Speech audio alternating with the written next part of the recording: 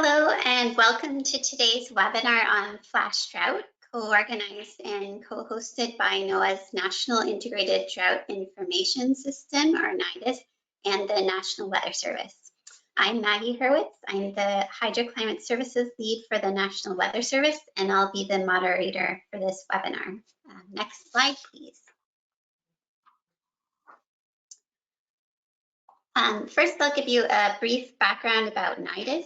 NIDIS was created by Congress in 2006 with a mandate to help the nation prepare for, mitigate, and respond to the effects of drought.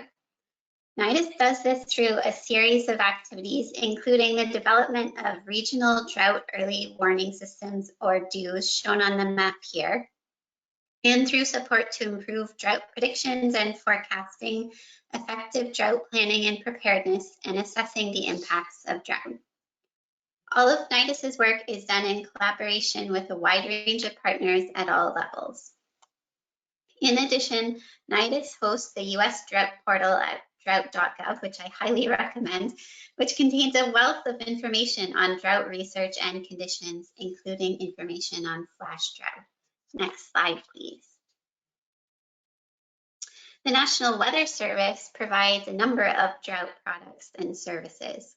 Listed on the left here are some resources that, such as the Climate Services Operations documents, fact sheets, and webinar recordings, including the recordings of this flash drought webinar series, which are all available at the Weather Service Climate Services website.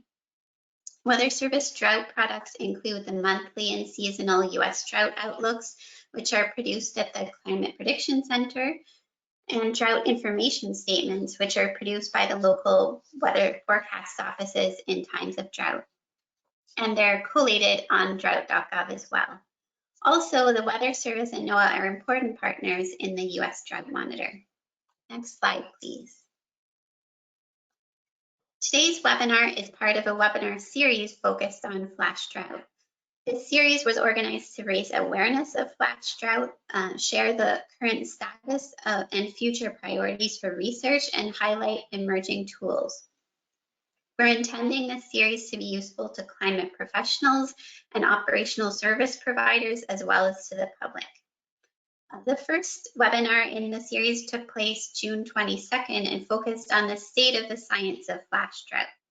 As I mentioned, it's available to watch at the link on the screen, and we'll also post a link in the chat box. Today is the second webinar in this series, which will provide an overview of the current understanding and future research priorities for flash drought. And finally, the third webinar will take place September 29th and will include presentations on emerging tools for flash drought monitoring and prediction. As with the first webinar, these will be recorded, and the recordings will be available. We'll share them by email, and they'll be available on weather.gov and drought.gov. Next slide, please. So our next task is to give you a quick overview of the agenda for today. First, we'll hear from Joel Lisonbee and Molly Woloszyn, who are both regional drought information coordinators with NIDIS. And they'll provide an overview of the newly released NIDIS Flash Drought Workshop Report, which is now available on drought.gov. They will be presenting on the key takeaways from the Flash Drought Virtual Workshop, as well as the priority actions identified within the workshop report. We'll post a link to the Flash Drought Workshop Report in the chat box as well. Next, we'll hear from two participants from the Flash Drought Workshop. They're going to provide their reflections on the workshop and actions that they feel are needed to advance Flash Drought workshop research. First, we'll have Mike Hobbins from the University of Colorado series and NOAA, followed by Amanda Cravens from the US Geological Survey's Fort Collins Science Center. At the end of the presentations, we'll have some time for Q&A. So please think of your questions during the presentations or shortly after and post them in the questions box. And we'll get to those just after the presentations finish. So next slide, please. Without further ado, I'll pass the baton to Joel from NIDIS, who will give us an overview of the flash drought workshop. Thank you. Thanks, Maggie. Thanks for that introduction. And also thanks for sort of laying that groundwork of what we're going to be talking about today. So NIDIS held this flash drought workshop. It was a virtual workshop at the end of last year. The motivations for this workshop were to bring together researchers and practitioners to collaboratively explore and expand understanding of flash drought and to co-develop a path forward for research activities and product development. NIDIS held this virtual workshop in December 2020, as shown here. It was completely virtual and online thanks to the COVID pandemic. And in the end, we had about 120 researchers, practitioners, and others show up. And you can see on this little pie chart or donut chart sort of the breakdown of who was who that came. Now go ahead and do the next slide, please. So while going, I'm going to go just briefly through the agenda. Before I do, I want to talk a little bit about the objectives of the workshop. When we were first planning this workshop, we came up with 4 objectives. I know I'm showing 5 dot points here just to make it look nice on the slide. We broke one into 2 points. The objectives were to agree on the characteristics of flash drought and then explore those characteristics by sector and region. Also to discuss how existing tools and research can be shaped to meet users' needs, and to develop a list of research priorities and other research needs, and then the next steps going forward from that. Go ahead and click that button for me, Molly. We're going to look at how we broke that up. We structured the 3-day workshop around these objectives so that each day we knew exactly what objectives we were trying to meet. Go ahead to the next slide. So the flash drought workshop provided one of the first opportunities for a structured discussion about the concept and implications of flash drought, both among the flash drought researchers and between the research community and practitioners who manage and respond to flash droughts. The next few slides provide some key takeaways from that workshop and also from the presentations and some of the discussions that we had. These takeaways were also based on some of the they led to some of the priority actions that Molly's going to talk about later. So the first key takeaway, it was characterizing flash drought. The concept of flash drought is that there were a few different camps within the research community of what exactly do we mean when we talk about flash drought. There were plenty of research papers that promoted this idea of flash drought being a very rapid onset or intensification event, and some other papers that looked at very short but intense drought events. And so we had a discussion around how exactly should we frame this concept of flash drought. We were trying to stay away from providing a very rigid and strict definition, but we wanted to get the general principle of it right. There was strong consensus that the key feature of flash drought is rapid onset or rapid intensification of drought conditions, although more remains to be settled about how those two concepts, intensification and onset, differ from each other. There was also some discussion about what exactly does rapid mean. That could be a very imprecise word, and we didn't really land on exactly what that meant, but we started the conversation, which I think was really important. Another strong consensus view was that regionality, seasonality, and impacts are essential attributes for characterizing flash drought, implying the need for an integrated set of different indicators. Given the complexity of the phenomena and its cascading impacts onto different parts of the economy and ecology, we thought that was important. In particular, making sure that variables that reflect, we wanted to make sure that we could capture variables that would reflect the land-atmosphere interactions so using things such as soil moisture and evapotranspiration. Go ahead to the next slide, please, Molly. For some sectors, the needs of practitioners for flash drought were the same as those for conventional drought. I might pause for a minute. I've used the word practitioner a few times already in this talk. I've got the definition listed here. It was a very general term. Anyone who has responsibility for alerting others to preparing for and or managing drought on the ground. So these are the people who their decisions might change when they're in drought, or maybe their stakeholders' decisions might change. These are people that need we sort of lumped anybody who needed flash drought information into this term practitioner. So some people, their needs during a flash drought were very similar to during traditional droughts, but we acknowledged that, or we discussed and figured out that there were some groups that had additional challenges that came from a rapid onset or intensification of drought conditions. One example that came up in the meeting was the forestry and ecology group. They noted that flash drought didn't give them enough time to apply for government support. Also, the water resources group, they mentioned the stress that comes from not having enough time to make operational decisions when the environment was changing so quickly around them. And the farming and cropping group mentioned that it was unclear how some crops would respond to rapid changes in temperature and water availability, and that some stages of the cropping cycle may be more sensitive than others to flash drought. It became evident through the course of the workshop that while the discussion provided a good starting point, we really need a lot more work engaging with practitioners who are making decisions and are on the ground to understand what their needs are and how the research and science can best meet those needs. Next slide.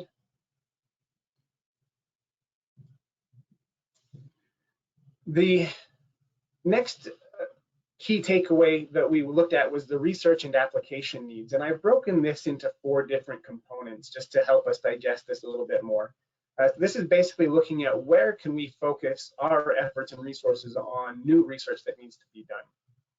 And the first component of this research and application I'm going to talk about is the monitoring. Flash drought characteristics and impacts, they vary by season and by region, and therefore there needs to be better understanding of where and when each indicator is most important for flash drought monitoring. Gathering and documenting the impacts of flash drought is essential in order to more fully understand this phenomena and find ways to mitigate or adapt to the potential impacts and to reduce the societal and environmental risks of flash drought overall. Next, please. The next component of the research and application needs is the prediction. A lot of the prediction tools, the current prediction tools, are inadequate to pick up flash drought on the very short timescales that it might happen, especially when it comes to supporting operational flash drought forecasts. The next point that came up in the prediction discussion is the need to incorporate the same indicators within monitoring and prediction. Hence, I've drawn this arrow between those 2 points. A lot of times we're monitoring for specific indicators such as things like soil moisture or evaporation or temperature. We want to make sure that those researchers who are focusing in on predicting flash drought are incorporating those same indicators so that we're really working toward the same objective. We're working from the same playbook, I guess you could say. We also wanted to identify new sources of predictability. The question came up quite a lot of how predictable is flash drought on seasonal and on weather to sub-seasonal timescales. So we wanted to look at research that would help us understand how predictable flash drought is and what are some of the sources of predictability. Next slide, please. The next area we focused on was planning and response. The rapid onset of flash drought necessitates the rapid response at local and state levels, but more research is needed into how actions taken during a flash drought might differ from a conventional drought.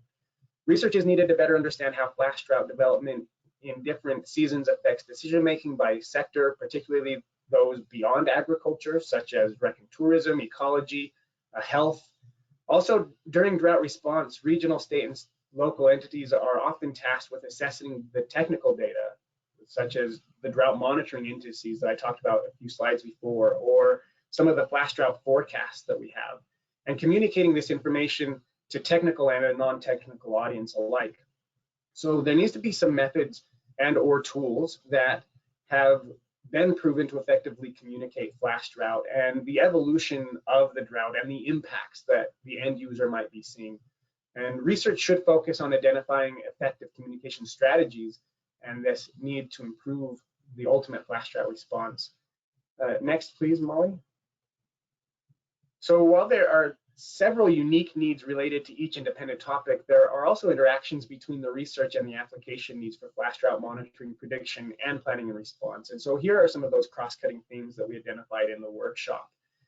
First, there's this crucial need for agreement on the general framework of flash drought, which is something that we talked about quite a lot, but didn't quite land on.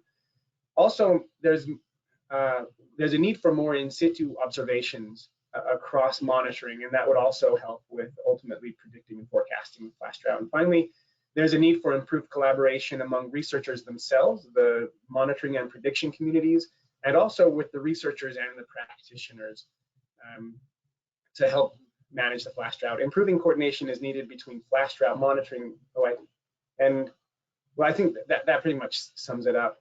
Go to the next slide. I'm gonna wrap up what my section of this talk now. I'm gonna hand over to Molly, who's gonna be talking about the priority actions identified in the flash drought workshop report. So Molly, over to you.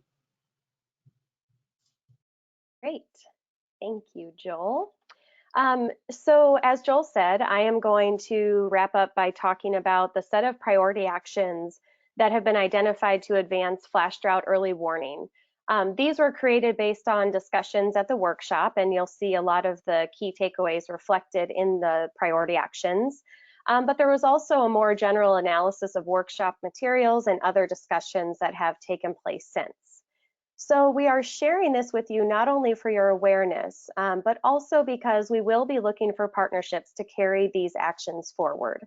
Today's overview of the actions will be more high level, so I definitely encourage you to go look at the report itself for more details. If you have any interest in being a part of these priorities moving forward, we definitely encourage you to reach out to us, and we can also put our email addresses in the chat box as well. The first priority action is focused around clarifying the concept of flash drought. As Joel emphasized in his part of the presentation, this is a really important piece moving forward. Having clarification on the concept of flash drought is important in itself, but it's also a necessary step to make progress on many of the other research and application or tool development opportunities that we've laid out in the report. For this action, we propose both a process to forge consensus on a general framework for characterizing flash drought and an effort to move forward with a study of flash drought indicators and impacts by season and region. So for the first action of implementing a collaborative process for characterizing flash drought, some ideas on how to approach this include sponsoring a researcher roundtable with both researchers from the monitoring and prediction community to initiate the process to craft an initial framework in which we would get feedback on for the characteristics of flash drought. For the second action, the overall objective of supporting this research is to characterize the various ways in which flash drought manifests by region and season. So including identifying the key indicators for flash drought and their thresholds and appropriate triggers for action. The second priority action is focused on practitioner engagement. And again, that is those who are responsible for alerting others to, preparing for, or managing drought on the ground. So the workshop revealed that there is much more to learn regarding the management decisions and timelines, planning and response needs, and the impacts of flash drought from those directly affected. So in order to learn more, the near-term action is to organize a series of focus groups by region to document the flash drought impacts that are experienced, to hear more about the decision timeframes that practitioners are working under, and the typical response actions during flash drought, as well as their overall needs to help them improve their flash drought preparedness and response. So you'll see that these focus groups will really inform a lot of the other priority actions moving forward for this work. The third priority action is focused on flash drought monitoring. The overarching objectives of this priority action are to increase real-time data to improve monitoring and prediction tools, and also to establish a baseline of flash drought impacts, events, and monitoring resources. So in order to help focus and guide the activities, we would first like to organize a flash drought monitoring working group. Some of the actions that this working group will carry forward include helping to document areas across the country that are most in need of more in situ monitoring data, and where that data would really add the most value when it comes to flash drought monitoring. Also, we'd like to catalog the existing tools for flash drought and assess their relevance by region, season, and sector. We also want to develop a database of flash drought impacts, which will be informed by the practitioner engagement that we mentioned on the previous slide. And finally, we would like to support research that works towards producing a database of benchmark flash drought events. And this list of benchmark flash drought events can be used to evaluate or explore flash drought definitions, indicators, and thresholds, and just overall help support research efforts moving forward for flash drought. The fourth priority is focused on flash drought prediction. As Joel mentioned, prediction of flash drought is hampered both by the resolution and sophistication of existing climate models, as well as by the fundamental question of predictability and exactly how predictable is flash drought. So in order to better understand the limits of predictability and to improve our forecast models, we will take on the following actions. First, similar to the previous action, we will establish a working group focused on flash drought prediction. And we envision that this group will prioritize modeling improvement options and hopefully develop a white paper that NOAA and other agencies and researchers can use to determine what is really needed to improve flash drought prediction moving forward. Other actions that include supporting research to identify new sources of predictability and supporting the facilitation of that research into operational products. And finally, we would like to assist efforts for federal agencies and research partners to incorporate advanced land surface models into operational tools. The fifth priority is focused on planning and response to flash drought. The goals of this priority are to develop practical decision support tools to help decision makers identify when they're in flash drought or when they might be going into flash drought and what potential response actions might be available.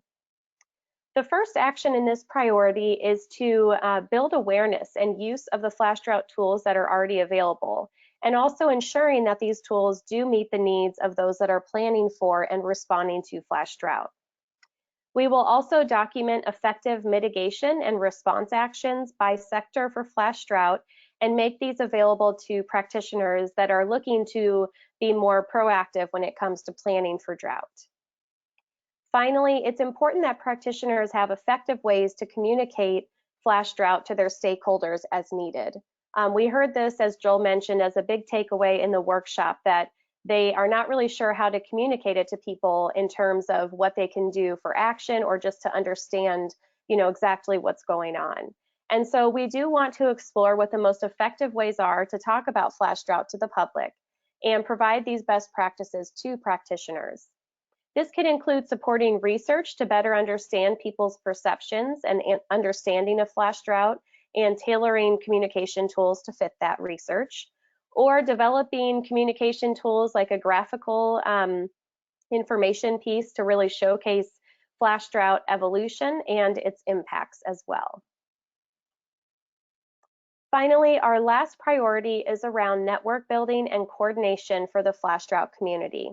It's fairly simple. We want to establish a regular forum, like an annual meeting, for researchers, practitioners, and others to share, discuss, and problem solve with one another. This forum can share new research, management approaches, communication approaches, and other topics related to advancing early warning and effective response to flash drought.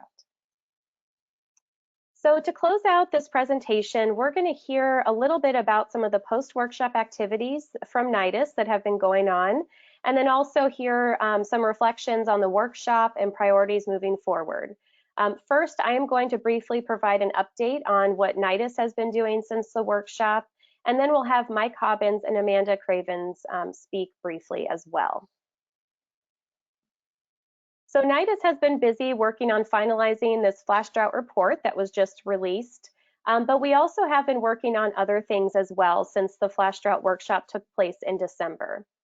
First, we published a flash drought literature review that was completed prior to the workshop, and that is published in the Journal of Applied and Service Climatology, and we can post the link to that in the chat box here in just a few minutes. We've also been scoping new partnerships with NOAA's Climate Prediction Center to improve and advance their flash drought tools, and these tools will be highlighted on the third webinar that Maggie mentioned earlier in late September. Along those same lines, we have been supporting the development of other new flash drought tools, and those too will be highlighted on the third webinar. Some of our regional coordinators across the country have started to have some regional discussions about flash drought. For instance, in the Southeast Drought Early Warning System, there have been some initial conversations about having a regionally specific flash drought workshop. We have presented at a flash drought session at the European Geophysical Union conference in spreading the word about this effort and moving forward with our priorities.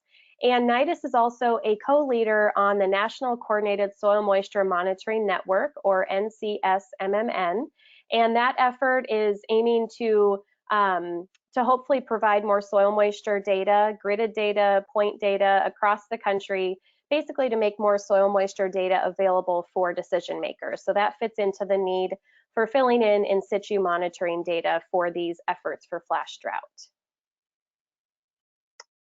Okay, so that is all for Joel and I. And at this point, Maggie, I will turn it back over to you to introduce Mike. Thank you, Joel and Molly, for that great summary. And thank you also to NIDIS for partnering with us at the Weather Service on this webinar series. So next, we're going to hear from two workshop participants, and they're going to share their reflections on the workshop, as well as their thoughts on the priority actions needed to advance flash drought early warning. First, I'd like to invite Mike Hobbins, who is a research hydrologist with the University of Colorado's series and NOAA's Physical Sciences Lab, to give his remarks. Thanks. I hope you can hear me. If not, I suppose I'll hear from you soon. You're good, Mike. Okay, thanks. So I'm going to be reading from notes on my screen, so forgive me if I get the teleprompter look. So Joel just did a great job of summarizing the key takeaways of the workshop, Joel and Molly. And I'm going to spend just a few minutes talking about a few of them, namely definitions, physical process understandings at both the local and remote scales, and data. So first, I should say that I think one of the greatest outcomes of the workshop was generated actually in its preparation phase. You know, Joel, Molly, and Marina wrote a great lit review that's since been published, and Molly just, I think there's probably a link in the chat. And it really captures the history and the literature geography on flash drought. And I think it'll probably become one of the most, if not the most, highly cited paper on flash drought. And Joel was able to present on that lit review in the EGU session, the European Geophysical Union session on flash drought. So onto my points. So while everyone in the science of flash droughts is searching for some definition, the search for a definition wasn't actually one of the goals of the workshop. We hoped to approach a definition. One of the main outcomes for the physical sciences was instead to refine the principles of flash drought. And the main outcome of the workshop with respect to the principles was that what distinguishes a flash drought from a drought in general is the rapidity of its onset, not its duration. I like to call this celerity just because I like the word. So flash droughts can start a short event, certainly, but they can also be the start of a months-long drought. For example, the 2012 drought in the Midwest that everybody refers to in the flash drought community as seminal. And they can also happen within an existing drought. For example, California in 2014, where the conditions within a multi-year drought rapidly deteriorated and intensified. So Joel talked about that in terms of difference with people wanting a difference between onset and intensification. I don't really see much distinction, but there are people who really do. So some people suggest that these two rapid onsets from no drought to drought and from drought to more intense drought, that is onset and or intensification, should be distinguished from each other. So like I said, I'm not sure it's necessary. So one of the main questions we have in the physical sciences is how are flash droughts different from regular droughts? So droughts in general are an intersection of dryness and impacts. Impacts can be on the human system, on plants, on ecosystems, on agriculture, on water delivery systems, etc., etc. But if there are no impacts, no drought. You just have a dry anomaly. There's no droughts on Mars. Flash droughts, though, occur after we add a third set to that Venn diagram, that of rapidity or celerity.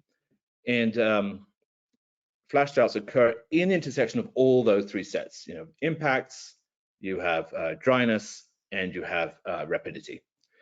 So a lot of workshop attendees wanted to know, what does rapid mean? I mean, is there a minimum duration for onset? So these questions speak to their desire for a better definition or a definition at all.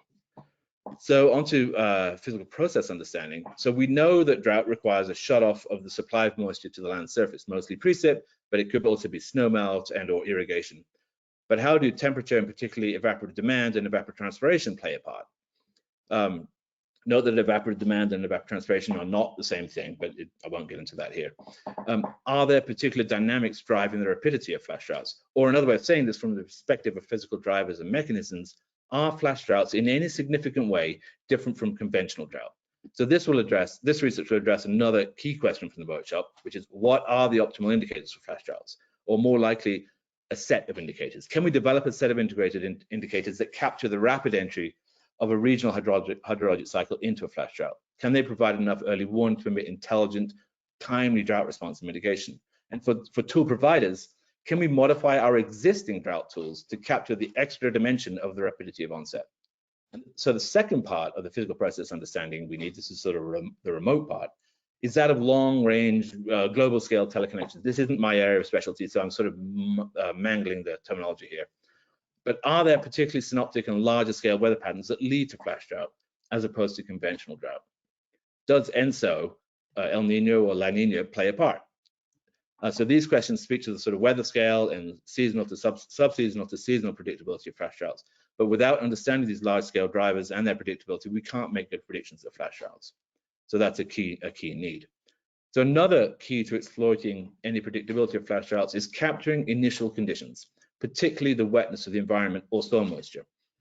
In many flash droughts we've studied, we've seen that there was a drought or even just a dry surface anomaly in the previous year, so that going into the year in question, the pump is primed. So we need to understand to what extent and where these initial conditions increase or decrease the likelihood of falling off a cliff into flash drought. So there's actually soon to be a very interesting paper coming out in this regard with regard to droughts in the Northeast. How the surface conditions at the start of the season interact with the atmosphere and result in drought or flash drought. So all of these physical process understanding questions must be asked bearing seasonal and regional variations in mind, and also impacts particular to each sector and to each set of stakeholders in each sector.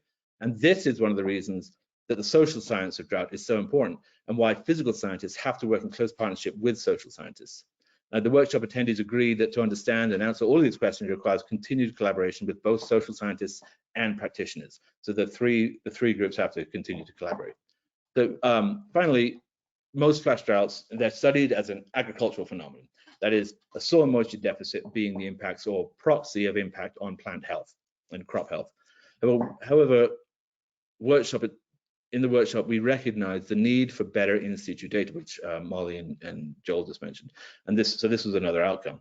So a call for better in situ data, particularly with regard to soil moisture.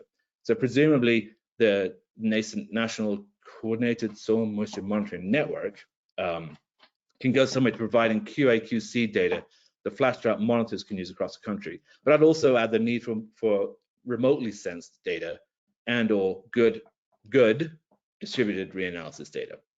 And that's it. I'm a little over time. I'm sorry. No problem. Thank you so much, Mike. And then we'll next turn to Amanda Cravens, who's a research social scientist at the USGS's Fort Collins Science Center. Over to you, Amanda. Thank you. So Mike actually set this up really nicely, which it's always nice to follow somebody who said some of the key things you wanted to say already. So thank you, Mike.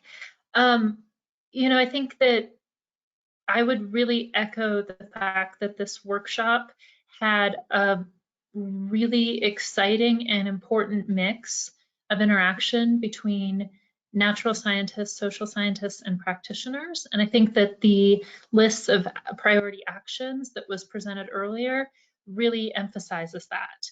And so what I want to add is a little bit from the social science perspective, but it's going to seem like me emphasizing things rather than me saying new things because of how much that perspective was already taken into account at this workshop.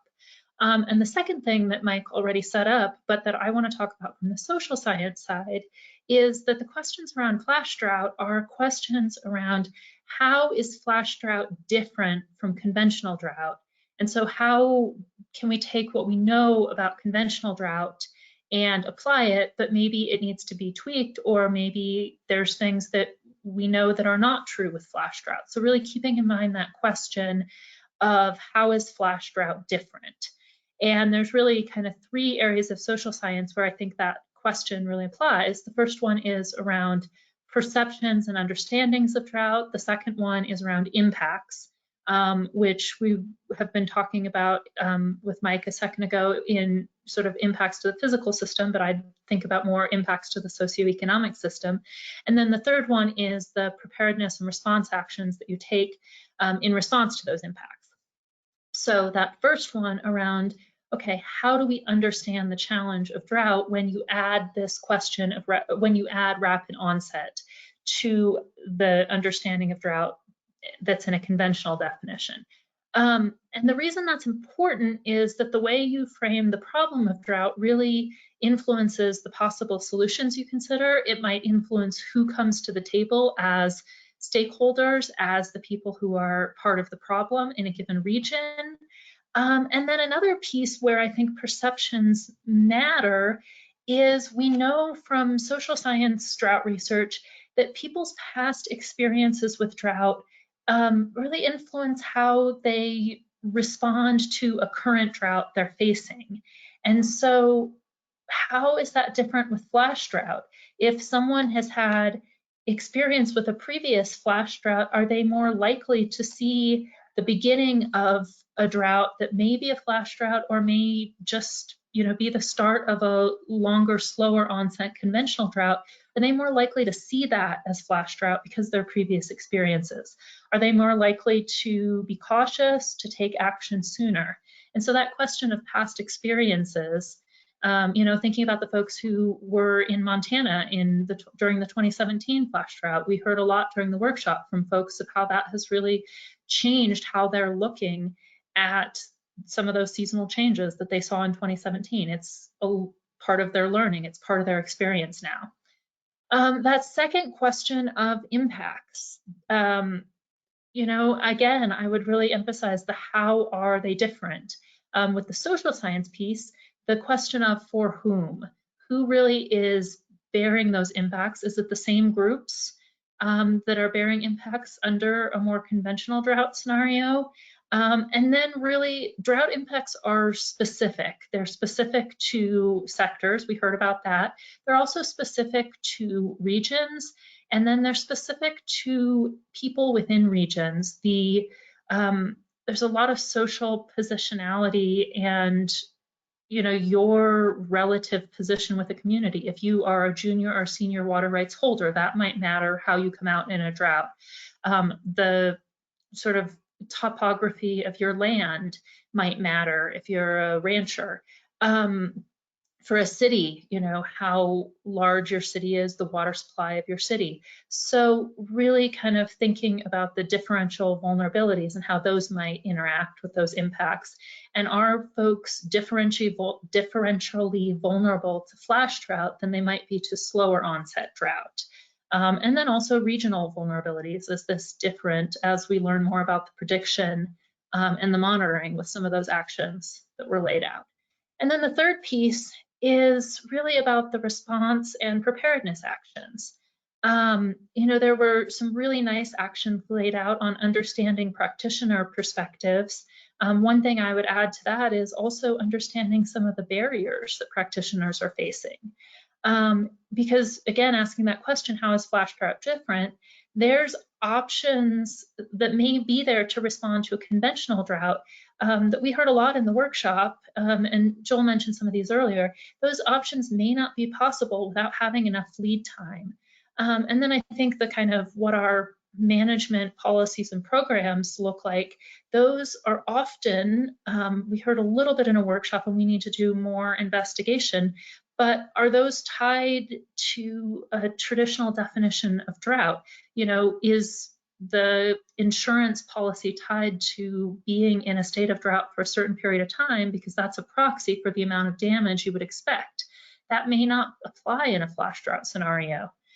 And then we started to talk a little bit about the workshop that I was very interested in, although we certainly didn't get far enough to have resolved it, about how does preparedness or resilience for flash drought look different from conventional drought? How would you really do a long-term preparedness kind of thinking?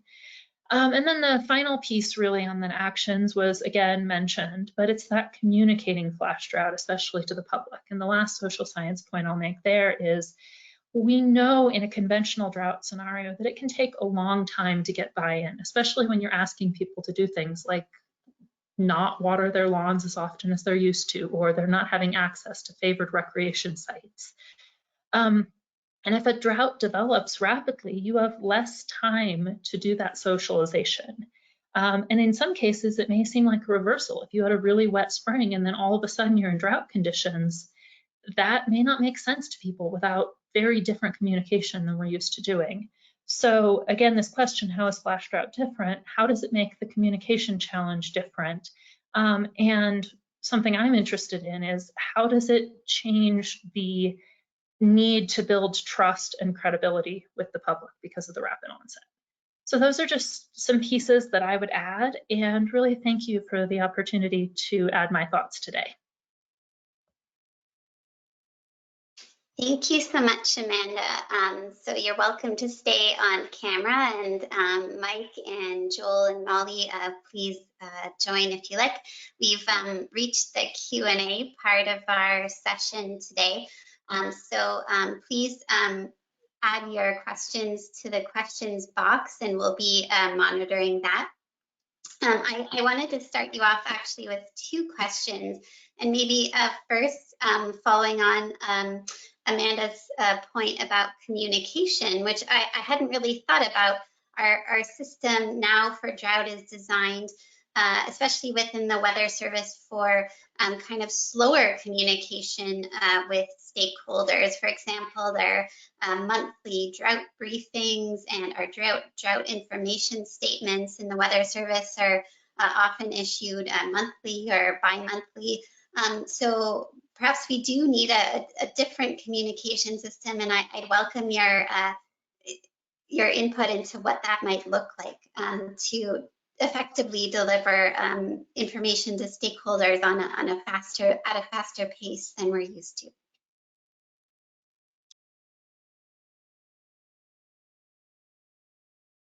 Well, I think one idea is that we have a lot of models of communicating other rapid onset hazards. I know within USGS, we do a lot of communicating about volcanoes and earthquakes and floods and other hazards that are rapid. And so that might be my very first thought, is there might be things we could learn from some of those hazards that we do have to communicate about rapidly.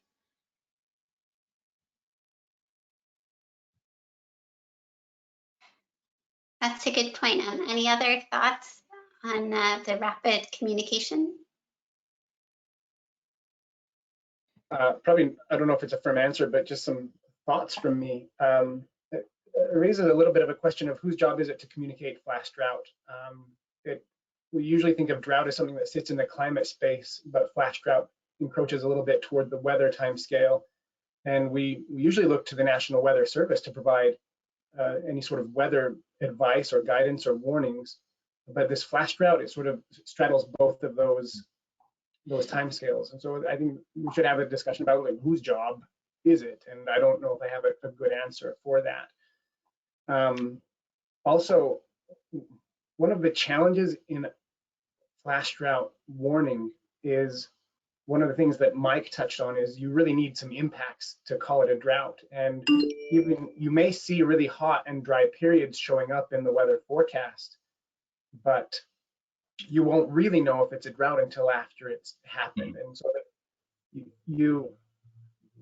that there's some nuances there to sort of work out. Like, so I don't really have an answer, but other than saying it's hard. Communicating flash drought is a hard challenge to try to take on because there are so many of these nuances in it. Yeah, and so Joel mentioned the National Weather Service as a platform for this sort of communication, but we should definitely keep in mind that the weekly nature of the US Drought Monitor, that frequency, I suspect it will certainly adequate to the challenge it's the right frequency for monitoring for flash drought, I think, or for messaging for flash drought at least. And I know that Mark Svoboda and the whole crew of the National Drought Mitigation Center are really on the ball about flash drought. They're integrated into all these sorts of discussions, and we're key members of the workshop. And I know they're trying to get their head around how to integrate the flash drought aspect of their ongoing drought monitoring. That's a good point, Mike. Thanks, all. So one more question before we get to some of yours. So I'll indulge my own perspective from the Weather Service. We don't currently have a definition for flash drought. So I was interested in your reflections on the characterization of flash drought. I wonder what you see as the goal there. Is it to get to one community definition for flash drought? Or do you think the definition could depend on the sector that you're communicating with, or should there be a different definition operationally from research? I'd welcome your thoughts on that. Mike, it looks like you are ready to start. Not really. I mean, that's such a central question. I think the definitions, they're so sector specific from the sort of response and impact side, but from the driver's side, they're so flux specific or state specific. And I don't believe it's as important to come up with a specific definition of flash drought as it is to come up with a set of principles that a flash drought should meet. It should be rapid. It should have impacts. Those are obviously the sort of most basic. And then leave it, much as we do in drought, leave it up to the sectors, the practitioners to determine, is this a flash drought or not? Because if it's a flash drought and you're questioning whether it's a flash drought, it's still a drought. Yeah, the too long didn't read version is, I don't think definitions are as important as principles, agreeing on a set of principles.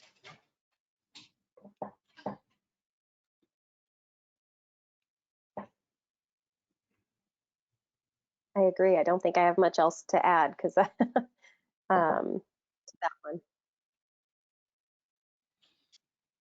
Excellent. So one question related to that is kind of the time constraint that we can use for defining flash drought. Any thoughts on that? Is that question asking like how rapid is rapid when we say the word rapid? Yeah, that was my understanding, yes. So I may take a first crack, but I'm pretty sure Mike might have some more to say about this than I do. So when Molly and Marina and I were putting together the flash drought literature review, we tabulated the different timescales that research had used to categorize flash drought. The link to the literature review has been put in the chat box, and the timescales are listed in table 1, and they're a bit all over the place. As short as a 5-day onset to be rapid, to as long as an 8-week onset to be considered a rapid onset, with varying degrees in the middle. And I don't know. So, well, I think that's all the information I have, is looking back at what other researchers have looked at and what they considered rapid as a starting point. But beyond that, I don't really have much more to add. Yeah, I agree. I mean, I think maybe one tack to take there would be to, if you can somehow imagine a bell curve or a distribution of how fast all these droughts, how fast was the onset between some threshold of how wet we were to the threshold of how dry we became. How fast did we cross the transit between those two thresholds?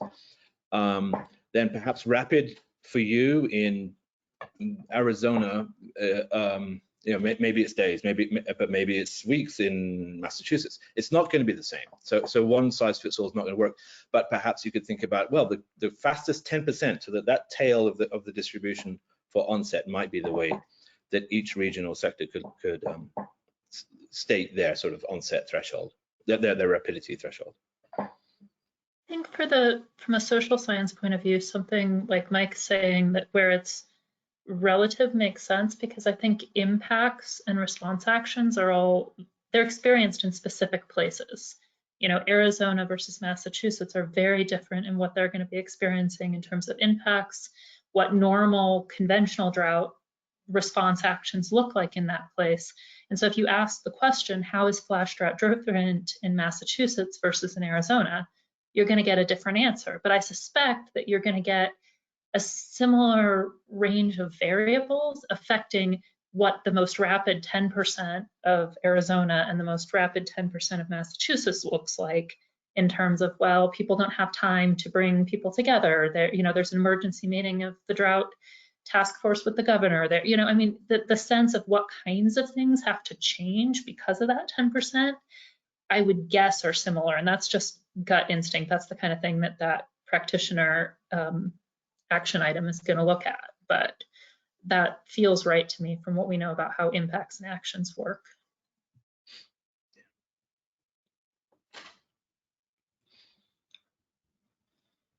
Great, well, thank you. So there's another question that links into that, and it's basically about managing drought. And is there a distinction between how you would manage a conventional drought and a flash drought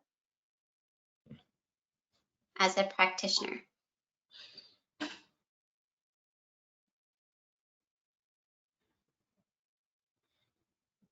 I think what was discussed at the workshop is that really is a question that we really need to find out more about. And, one of the main points of having those regional focus groups will be to kind of identify, what is the difference in those actions. I mean, I think there was some discussion about, and this came up, Amanda, you mentioned it, but obviously a flash drought would require a more rapid response.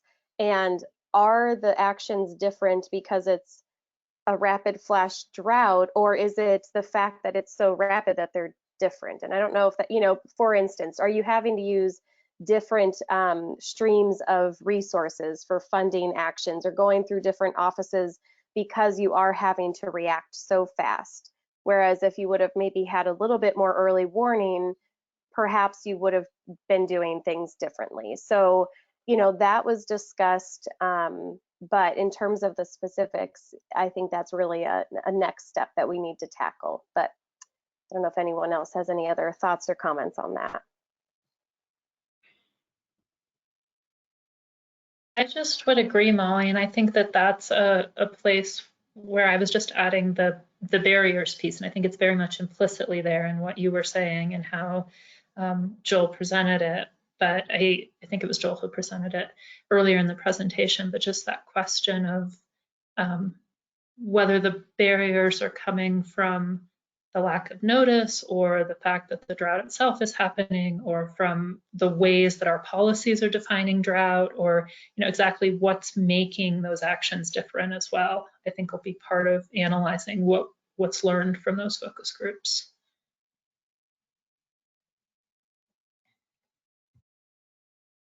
Thank you again. So just before we return to the flash drought questions, there are a few questions about the recording for this webinar.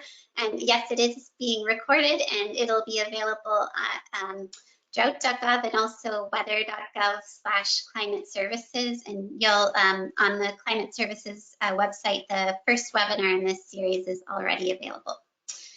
So back to the program.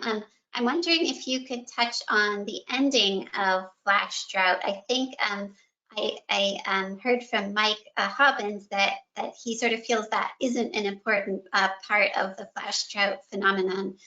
Is that correct? And any other opinions on whether the ending of flash droughts is something we should look into further? I never want to be in a position of saying something's not important, but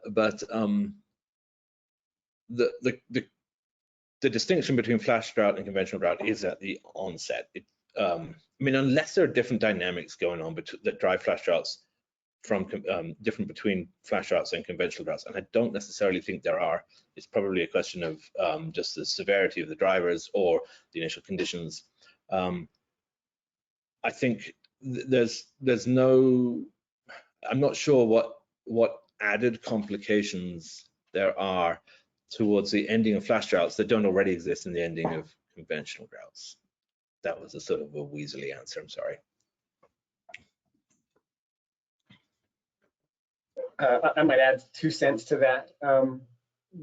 Trying to work out when any drought ends is kind of hard, because just as different groups either lead or lag in the impacts of the onset of drought, they do similarly lead and lag in the mitigation of, or amelioration of those impacts as it leaves. So you may have, this summer may be a good example. We're getting some great monsoonal rains that some agriculture is benefiting, not all, from the monsoon in the southwest, but a lot of the reservoirs aren't going to fill from the monsoon. So we're really watching for what happens this winter to make any sort of amelioration on the hydrological aspect of the drought. So that's kind of a hard question whether it's a flash drought or not a flash drought. But I think I agree with Mike's point that that it may, like, well, I don't. Okay, as I say that, I don't remember exactly how to word Mike's point, but I agreed with what Mike said in terms of it may not be as big an issue as trying to figure out when that drought starts, if I understood what Mike was saying. There's also, depending on where you are and whether you're leading or lagging the impacts, there may just be a seasonality component to that, whether you're in whether you've experienced a flash drought in the summer, but you usually get pretty good winter rainfall, or vice versa. So that's, I don't know, that's kind of my 2 cents to Mike's weaselly answer. Not great.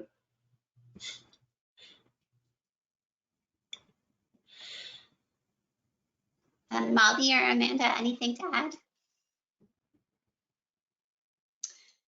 If not, I wanted to thank all of our speakers today, Molly and Joel from NIDIS, and as well as Amanda and Mike for your reflections.